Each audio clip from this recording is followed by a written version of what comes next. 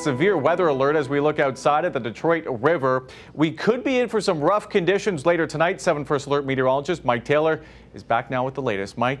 That's right, Alan. Right now, we're still looking at just the cloud cover, and it's the clouds that you were just looking at on that sky cam over the Detroit River. Hopefully, those clouds will help us out a little bit. They have a tendency to stabilize the atmosphere, and also early activity before the main event, which is what we're seeing down in Monroe right now.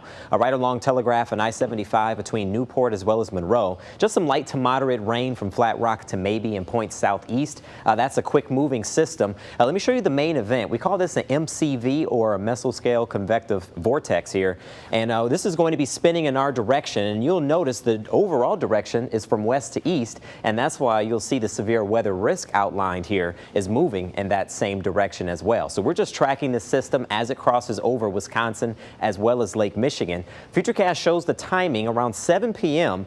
It looks like our folks over in Livingston County and Washtenaw County, or the western fringes of Metro Detroit, going to be on the weather watch at that point, and then this is going to slowly migrate over towards the east. Once again, all modes of severe weather will be possible with these storms. Heavy rainfall, you'll notice they're moving over the same location, one behind the other. We call that training. That can produce some heavy rain and some flooding. Localized flooding, especially in urban areas, damaging wind, hail, and even tornadoes the threat. So you can see the greatest threat's going to be the damaging winds of 60 miles per hour or greater, but also a tornado. Even though it's not the widespread threat, we're not going to rule that out. That is a possibility. We're at 80 degrees right now. We are mostly cloudy, so that works in our favor before this system moves in. Temperatures across the area, notice how it's 87 in Flint, but 70 in Monroe. Notice the discrepancy there, as well as Mount Clemens at 87. So it all depends on the cloud cover.